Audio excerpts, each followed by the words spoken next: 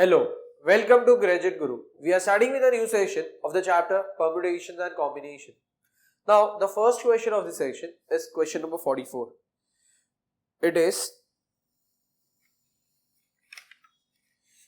NCR minus 1 is to NCR is to NCR plus 1 is equal to 20 is to 35 is to 42. Find the value of N and R.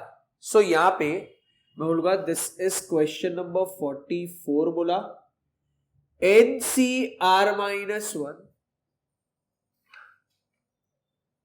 is to NCR is to NCR plus 1. This is equal to 20 is to 35 is to 42. Now since I want a value of N and R, तो मुझे एक चीज समझ में आना चाहिए कि this becomes NCR minus 1 is to NCR. This is equal to 20 is to 35. And along with this, we can also write NCR is to NCR plus 1 is equal to 35 is to 42. मतलब ये जो condition है तीन ratio के terms में दिया था उसको मैंने स्प्लिट किया as what first two ratio and then second and third ratio. First two and last two बोलूंगा तो first two ratio and last two ratio. So उस हिसाब से ये हो जाएगा NCR minus 1 upon NCR. This is equal to 20 upon क्या आएगा 35. एंड अब पहले मैं ये पार्ट को सॉल्व करूंगा. सो अगर मैं ये पार्ट सॉल्व करता हूं नाउ सिंस ये n और r के टर्म्स में है इसलिए मैं जनरल फॉर्मूला यूज करूंगा. सो अकॉर्डिंग टू दैट ये हो जाएगा n factorial upon r minus 1 factorial bracket n minus bracket r minus 1 का factorial divide by n factorial upon r factorial bracket n minus r का factorial. This is equal to अच्छा ये क्या आएगा तो मैं बोलूंगा 5 4 जा हो जाएगा 5 9 सॉरी 7 जा हो जाएगा. सो ये हो जाएगा 4 by 7. So according to this मैं ऐसा बोलूंगा इसके आगे अगर मैं इसको सॉल्व करता हूं तो ये हो जाएगा n factorial upon r minus 1 का factorial bracket n minus r plus 1 का फैक्टोरियल. फिर ये जो डिवाइड है उसको अगर मैं इनटू के टर्म्स में लिखूं मल्टीप्लिकेशन के टर्म्स में तो ये हो जाएगा r factorial into n minus r का factorial whole divided by n factorial and this value is equal to 4 by क्या आएगा 7. ये पार्ट और ये पार्ट कैंसिल हो गया. अब ये r फैक्टोरियल और r माइनस 1 फैक्टोरियल में ये जो है वो बड़ा वैल्यू है. सो इसको मैं लिखूंगा r ये हो जाएगा r माइनस 1 का factorial and n minus r और n माइनस आर प्लस 1 में ये दो में ये बड़ा वैल्यू है. सो इसको मैं लिखूंगा n माइनस आर का फैक्टोरियल डिवाइड बाई ये हो जाएगा r माइनस 1 फैक्टोरियल एंड ये पार्ट जो है ये हो जाएगा n minus r plus 1 bracket n minus r plus 1 minus 1 तो ये हो जाएगा n माइनस आर का factorial. This value is equal to 4 by क्या आएगा 7.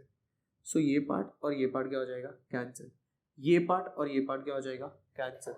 सो अभी बचेगा क्या तो मैं बोलूंगा r upon n minus r plus 1 is equal to 4 by 7.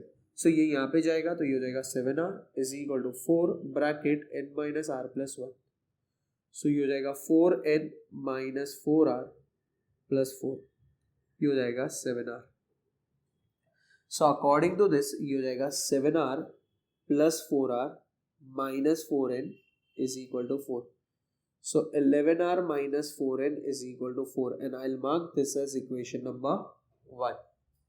And अब मैंने देखा मैंने ये लिखा था इसको पूरा सॉल्व किया तो मेरे को इक्वेशन नंबर 1 मिला. अब मैं ये पार्ट को सॉल्व करूंगा ये सेकेंड पार्ट है इसको सॉल्व करूंगा तो ये हो जाएगा NCR is to NCR plus 1 which is equal to 35 is to 42. सो इसको मैं लिखूंगा NCR इज टू इसलिए अपॉन में लिख दूंगा is equal to 35 by 42. 7 5 and 7 6, so ये हो जाएगा 5/6। इधर फॉर्मूला के हिसाब से n factorial upon r factorial into n minus r factorial आ जाएगा, divided by n factorial upon r plus 1 का फैक्टोरियल इंटू ये हो जाएगा n minus bracket r plus 1 का फैक्टोरियल। एंड मैं बोलूंगा this value is equal to 5 by क्या आएगा 6, क्योंकि ये होता है 7 5 एंड 7 6।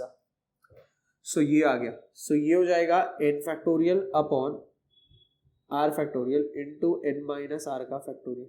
ये डिवाइड को अगर मैं इंटू के टर्म्स में लिखूं तो ये हो जाएगा r प्लस 1 का फैक्टोरियल एंड ये टर्म हो जाएगा n माइनस r माइनस 1 का फैक्टोरियल डिवाइडेड बाई ये हो जाएगा n factorial. This is equal to 5/6। So ये टर्म और ये टर्म क्या हो जाएगा कैंसिल। अब r प्लस 1 फैक्टोरियल और r फैक्टोरियल ये दोनों में बड़ा टर्म कौन सा है? सो मैं यहां पे लिखता हूं it is r plus 1 factorial, ये बड़ा टर्म है तो ये हो जाएगा r plus 1 into r factorial. और ये दो में बड़ा टर्म कौन सा है? तो मैं बोलूंगा ये। सो ऊपर वाला term n minus r minus 1 का फैक्टोरियल एज इट इज रहेगा, डिनोमिनेटर में r फैक्टोरियल आ जाएगा और ये हो जाएगा n minus r bracket n minus r minus 1 का factorial. This is equal to 5/6। So होगा ये और ये टर्म कैंसिल, ये और ये टर्म कैंसिल।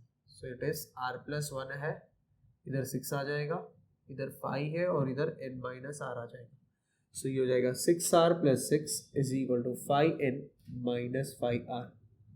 सो ये हो जाएगा 6 is equal to 5n minus 5r minus 6r।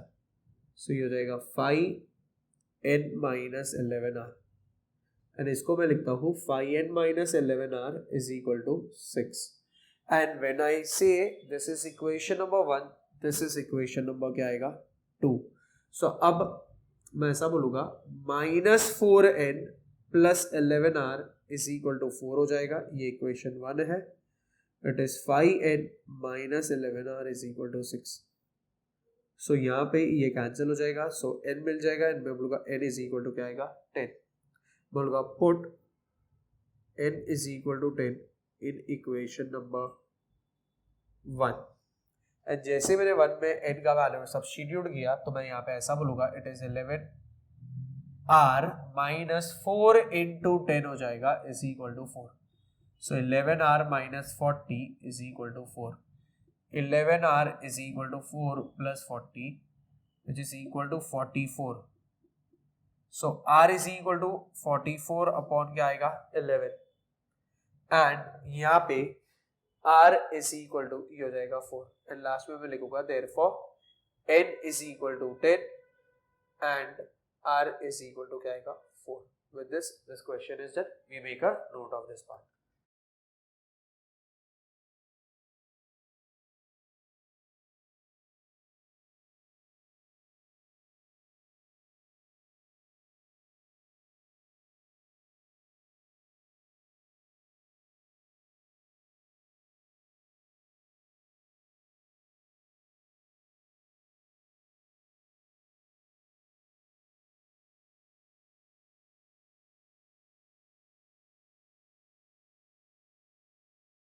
We start with the next question, that is question number 45.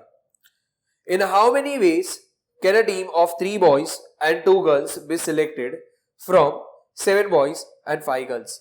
Now see, we need to understand कि टीम सिलेक्ट करना है। सिलेक्ट करना है मतलब सिलेक्शन है, सिलेक्शन मतलब चूज करना है। That means it is question which is based on what combination. So मैं यहाँ पे ऐसा लिखूंगा, दिस इज क्वेश्चन नंबर 45 है। There are 7 boys and 5 girls.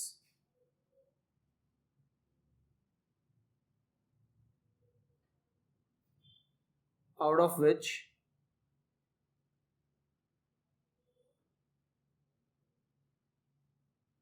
a team of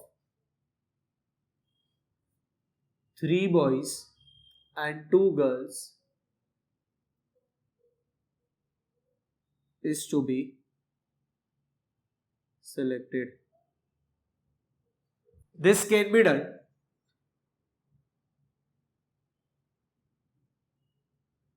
in, तो मैं ऐसा बोलूंगा 7 बॉयज में से 3 बॉयज को सिलेक्ट करना, इसलिए लिखा 7C3 एंड है, इसलिए यहां पे आ जाएगा इनटू।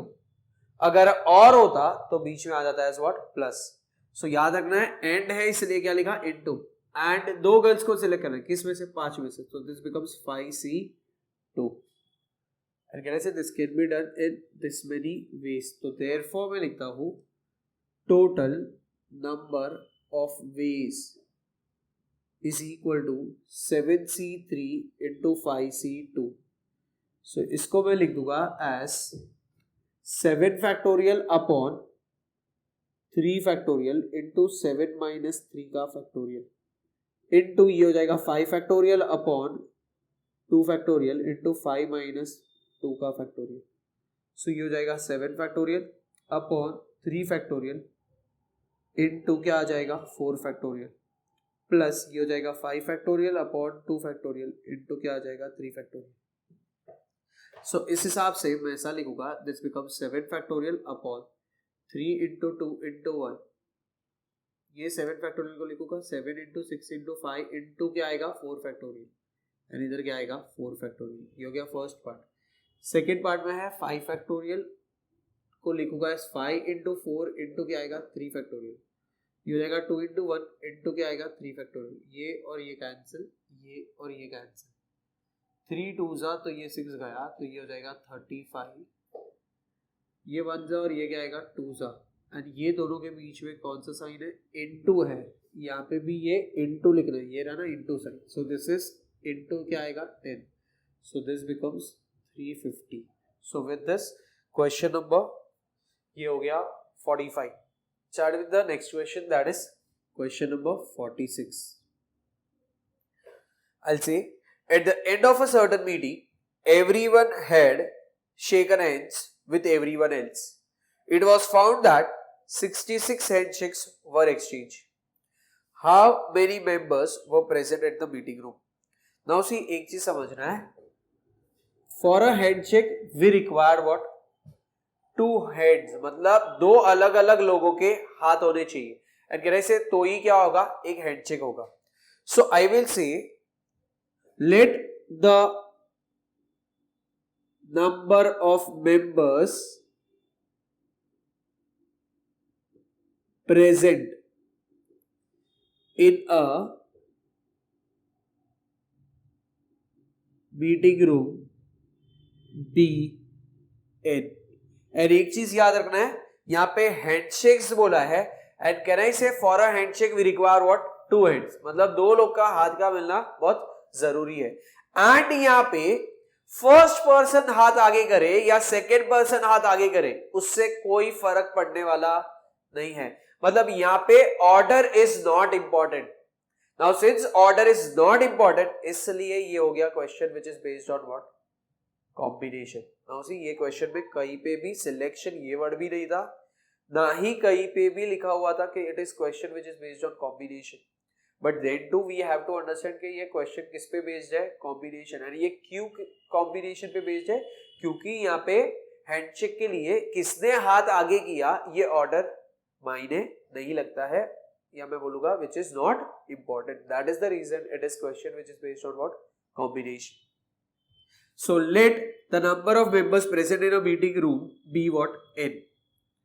फिर मैं यहां पे लिखता हूं for handshakes we require hands of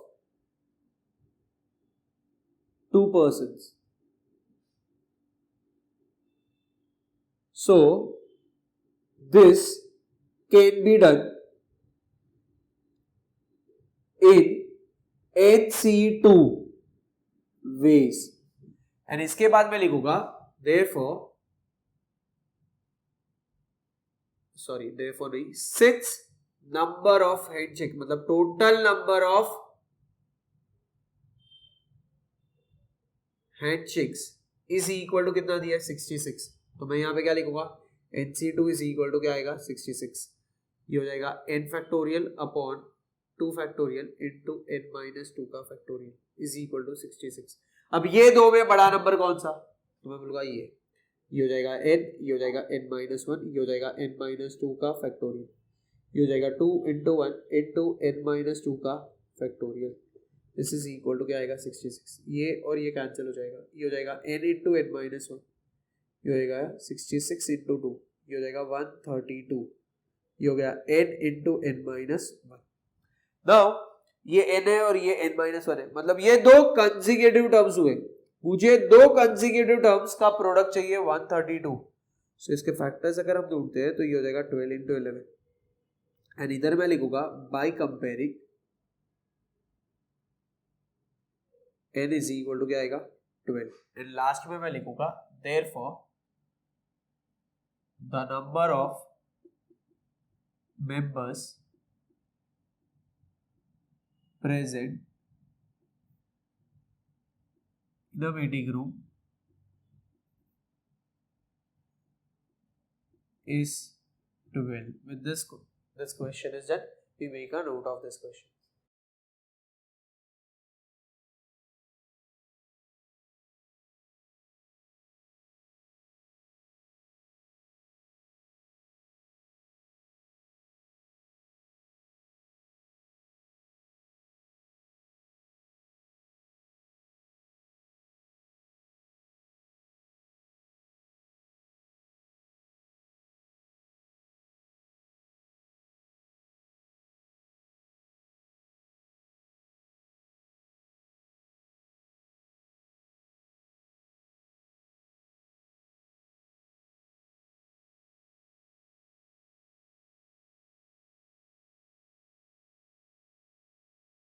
We start with the next question, that is question number 47.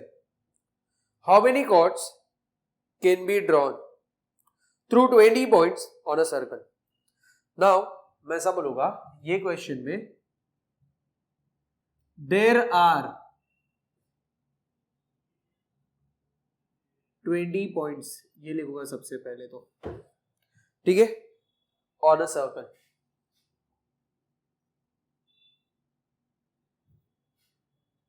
To draw a chord, we required 2 points. Now, see एक चीज समझना है कि मैं ये पॉइंट से लेके ये पॉइंट मैं कॉर्ड ऐसे बनाऊं या फिर कॉर्ड ऐसे बनाऊं, उससे कोई फर्क पड़ने वाला नहीं है। मतलब ये एंड से ये एंड तक जाओ या ये एंड से ये एंड तक जाओ, इसमें ऑर्डर इंपॉर्टेंट नहीं है। Now since the order is not important, we say it is question which is based on what combination, and इसलिए यहां पे मैंने लिखा कि to draw a chord we require 2 points. So number of ways is equal to, ये हो जाएगा 20C2 क्योंकि 20 पॉइंट्स है, एंड कॉर्ड ड्रॉ करने के लिए 2 पॉइंट का रिक्वायरमेंट होता है। So this can be done in what 20C2 ways, and इसको मैं लिखूंगा 20 इंटू क्या आएगा 19 upon 2 into 1। Now see this is also one way of solving question which is based on what combination. Now see मैंने क्यों इसको ऐसे solve किया, तो मैं बोलूंगा 20C2 मतलब ये भी नंबर है और ये भी नंबर है, तो 20C2 तो 20 को 2 बार खींचना है, तो इट इज 20 इंटू 20 माइनस 1 वो लिखा, एंड इधर ये 2 है ना, तो ये 2 इंटू 1। समझो यही चीज 20C3 होता तो 20 इंटू 19 इंटू 18, तो ये हो जाता 3 इंटू 2 इंटू 1 उस केस में, बट इस केस में तो ये हो जाएगा 1 जा और ये क्या हो जाएगा 10 जा, सो ये हो जाएगा 190। सो लास्ट में मैं बोलूंगा there can be 190 chords which can be drawn with those 20 points on the circle, ठीक है। with this question number 47 is done. Now next question is question number 48. so यहाँ पे मैं लिखता हूँ question number 48. question number 48 है if 10 parallel lines are intersected by 8 other parallel lines, find the number of parallelogram formed. Now since ये question ऐसा दिया गया है, सो मैं ऐसा लिखूंगा, to form a parallelogram,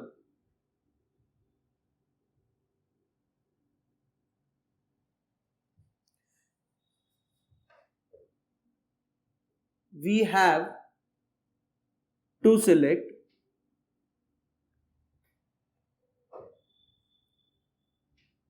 any of two parallel lines out of 10 lines, and any of two other parallel lines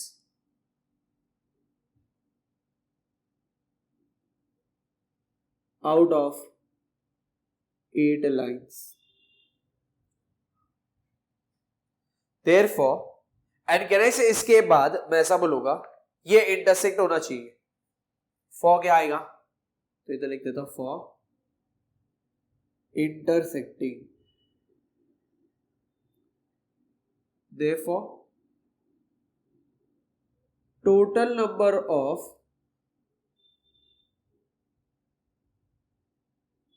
parallelograms formed is equal to, ये हो जाएगा 10c2 into 8c2. So ये हो जाएगा 10 into 9 upon 2 into 1, 8 into 7 upon 2 into 1. मतलब यहाँ पे अगर हम देखते हैं तो हमने यहाँ पे ये जो पार्ट सॉल्व किया, ये विदाउट फॉर्मूला कर रहे हैं. 10c2 था तो 10 से स्टार्ट किया, फिर उससे एक कम, और कह रहे से इधर 2 है इसलिए 2 ही वैल्यू लिखे, और यहाँ पे 2 into 1. इधर देखो 8 था तो 8 लिखा, 7 क्योंकि इधर भी 2 वैल्यू चाहिए. ये हो जाएगा 1 जा, ये हो जाएगा 5 जा, ये हो जाएगा 1 जा, ये हो जाएगा 4 जा. तो ये हो जाएगा 45 into 28. एंड अगर मैं 45 into 28 करता हूँ, सो मुझे आंसर आ जाएगा एज व्हाट, 1260. इतने नंबर ऑफ पैरेललोग्राम्स फॉर्म हो सकते हैं. So with this two questions are done. We make a note of this two question.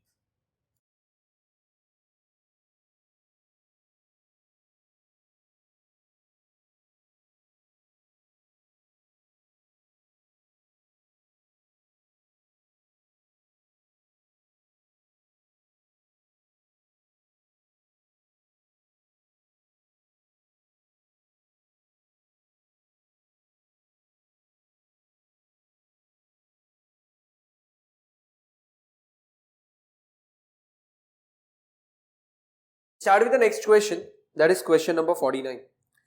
Plane consists of 30 straight lines, no 2 of them being parallel and no 3 of them being concurrent. Determine the number of points of intersection. तो मैं ऐसा बोलूंगा, a plane consists of 30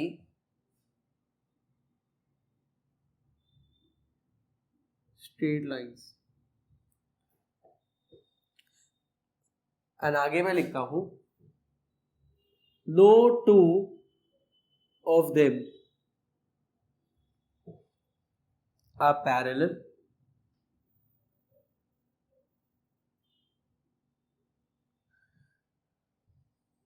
and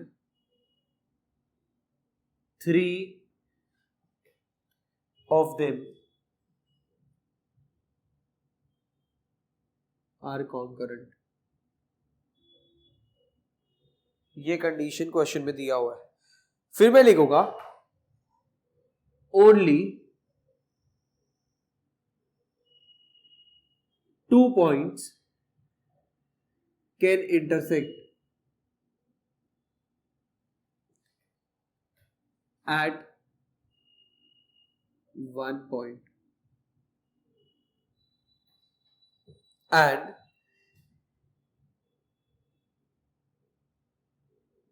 every 2 lines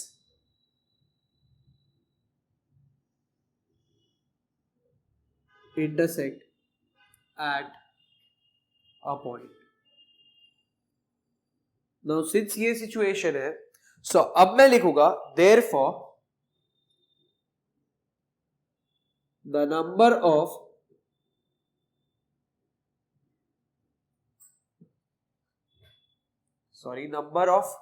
points of intersection पूछा है, points of intersection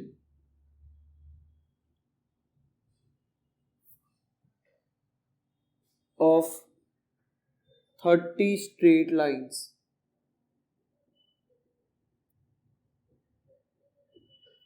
is equal to 30C2. so इसको मैं लिखूंगा 30 into 29 आ जाएगा अपॉन 2 into 1 आ जाएगा. तो सिंस ये दोनों नंबर थे इसलिए इस तरह से सॉल्व किया. अदरवाइज मैं फॉर्मूला से भी सॉल्व कर सकता हूँ by writing it as n factorial upon r factorial into n minus r factorial. वो वैल्यू सब्स्टिट्यूट करके भी सॉल्व कर सकते हैं और ऐसे भी सॉल्व कर सकते हैं. 1 जा ये हो जाएगा 15 जा. सो अब मैं 15 into 29 करता हूँ. सो आंसर आ जा रहा है 435. So with this question number 49 is done. So we make a note of this question.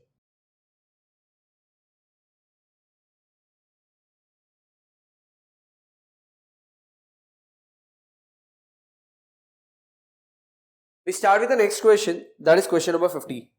Find the maximum number of diagonals that can be drawn in an n-sided polygon. Also find number of diagonals if n is equal to 12 sides and second one is decagon. Now you need to understand decagon बोला इसका मतलब n is equal to क्या हो जाएगा 10, क्योंकि 10 sided figure को we say it as what decagon. So यहाँ पे मैं ऐसा बोलूँगा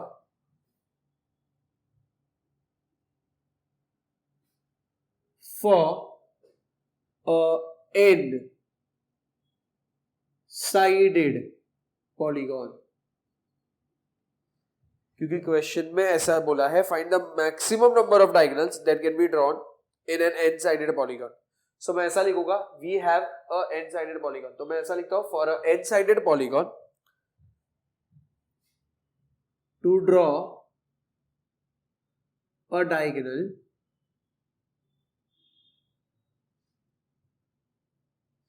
we require 2 endpoints.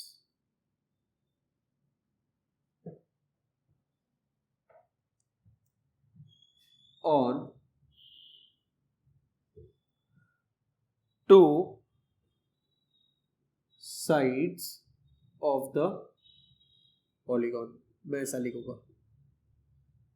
Now यहां से मुझे ये चीज समझ में आ रहा है कि जब ये टाइप का सिचुएशन रहता है तो एक एग्जांपल यहां पे लूंगा and then I will explain you कि एग्जैक्टली क्या होता है. अब ये देखो ये 1, ये 2, ये 3 और ये 4 पॉइंट है. ठीक है, this is a 4 sided polygon. So इस केस में मैं ऐसा बोलूंगा ये 1 हुआ, ये 2 हुआ, फिर ये 3 हुआ एंड ये क्या हो गया 4 हो गया. फिर मैं बोल सकता हूं ये 4 पॉइंट से टोटल अभी तक 4 लाइंस ड्रॉ की है. बोलूंगा ये 5 और ये क्या हो गया 6. So total number of lines जो ड्रॉ हुए वो 6 हैं, जिसमें से ये 1, ये 2, ये 3 और ये 4 ये मेरे साइड्स हो गए. सो 6 टोटल नंबर ऑफ लाइंस हुए, उसमें से 4 मेरे साइड्स हुए. ये दो को माइनस किया तो मुझे मिलता है व्हाट 2. सो ये जो 2 है this is nothing but what, ये देखो ये मेरे 2 एंड पॉइंट्स है. So this is nothing but what the diagonals which can be draw. So in general मैं ऐसा बोलूंगा if it is a n sided polygon we can get the number of straight lines which can be drawn. So number of straight lines which can be drawn is nc2, क्योंकि to draw a straight line we require what 2 points. तो nc2 will give me total number of lines which can be drawn minus n will give me what the number of sides which we have. So in general nc2 minus n will give me maximum number of diagonals which can be drawn. तो देखो मैंने क्या लिखा, to draw a polygon we require what 2 endpoints on 2 sides of the polygon. ठीक है, अब इसके बाद मैं ऐसा लिखूंगा, to get number of straight lines which can be drawn,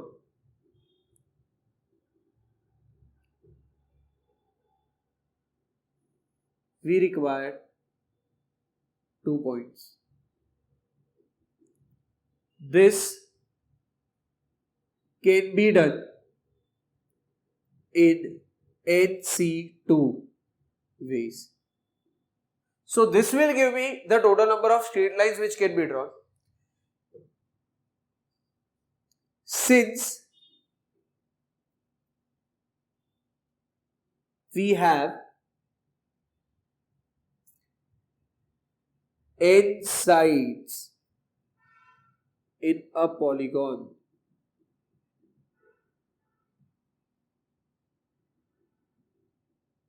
those sides will be subtracted from the straight lines.